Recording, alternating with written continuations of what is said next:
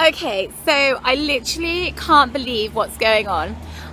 So this is my first day back in Israel since I went home for my grandma's funeral in Shiva.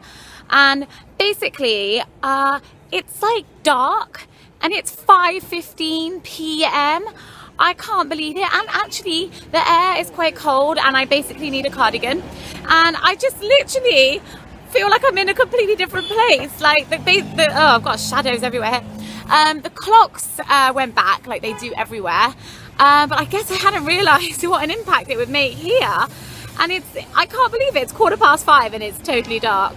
And it feels like, we were sitting in the All-Pan class and it was dark outside, and it's that winter feeling that you get in England actually, where it wasn't that warm and it was dark, and I just couldn't believe it basically. So first day back in All-Pan wasn't as hard as I thought it was going to be, because I've only missed 5 days, even though I went home for like 10 days, because it was Simchat Torah and everything in the middle. I didn't miss so much, but at the same time it's still really, really hard and I am struggling to keep up. But I thought I wasn't going to be able to understand a thing, and I was quite pleased that at least I could vaguely follow what was going on. Anyway, so we had our All-Pan class. It was really nice to be back actually. Everyone was really it was nice to see everybody, and going out tonight to like a rooftop house party and then onto a club with some of the other girls, and I'm just really pleased to sort of be back and carrying on. But I just couldn't believe how dark it is and actually how cool it is, and I'm definitely gonna have to take a cardigan tonight, which is like the first time this has happened. So welcome to the beginning of winter in Israel. Okay, so I just had a moment. I have just got my first Israeli passport. Just went to pick it up. Here it is. I'm not going to show you the inside with all my information, but it says my name and it says nationality Israeli, which is really cool and a bit weird.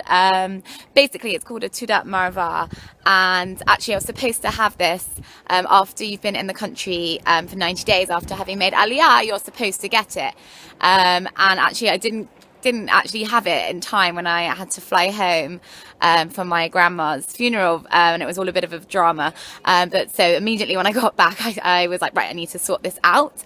It's actually a little bit complicated in that basically you have to fill in a form, and if you go to the ministry to fill in the form there, it costs you 150 shekels, but if you fill in the form online in advance, it costs you 90 shekels. So I was like, well, obviously I'm just going to fill in the form online, but then of course you go to fill in the form and it's all in Hebrew, and I started trying to do it on my own, and after a while I was like, even with Google Translate, I was like, I think I should actually get someone to help me with this. This is going to be my passport. I actually can't make a mistake on this. So actually, Rebecca came and helped me, thank goodness. So I managed to do the form, and then Rebecca and she also needed to go to the ministry. So we had a really early morning outing. It opens at like 8:30 or 9 or something, and we were like, right, we've got to get there like really early. I think 8:30, so we got there for like 8:20 to get in the queue. In the end, actually only had to wait like 45 minutes. It wasn't so bad.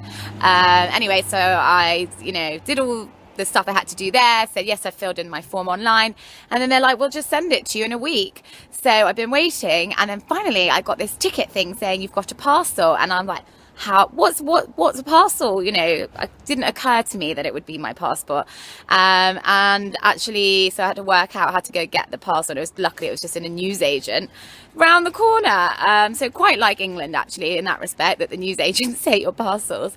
Anyway, so I've just been to pick it up, and yeah, I got my Israeli passport. So this is actually valid for 2 years.